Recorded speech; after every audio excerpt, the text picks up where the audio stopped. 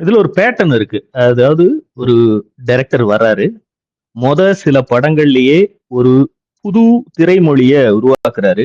அவருடைய விஷுவலைசேஷன், அவருடைய characters, editing, music pattern, story telling எல்லாமே புதுசா நமக்கு தோணுது. அதுக்கப்புறம் 2, 3 மிகச்சிறந்த படங்கள்.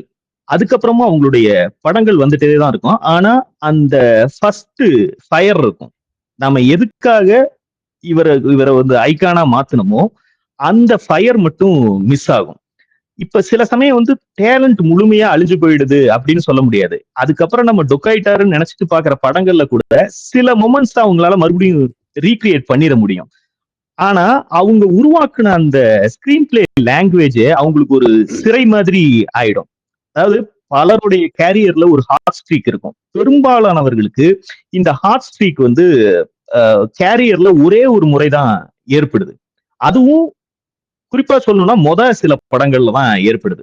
ஒரு டைரக்டருடைய ஹாட் ஸ்ட்ரீக் தொடங்குறதுக்கு முன்னாடி அவரு ஏடியாவோ அல்லது தொழில் கத்துக்கக்கூடிய ஸ்டேஜ்ல பல்வேறு ஸ்டைலு, தீமு, ஐடியாங்கிறதெல்லாம் எக்ஸ்ப்ளோர் பண்ணிட்டே இருப்பார். அதுக்கப்புறம் ஒரு குறிப்பிட்ட பாயிண்ட்ல அவருக்கு அதுக்கான சான்ஸ் கிடைக்கும்.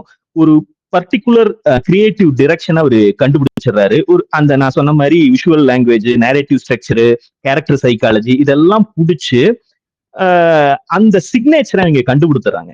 கண்டுபிடிச்சதுக்கு அப்புறம் தான் அந்த பிரச்சனையே தொடங்குது.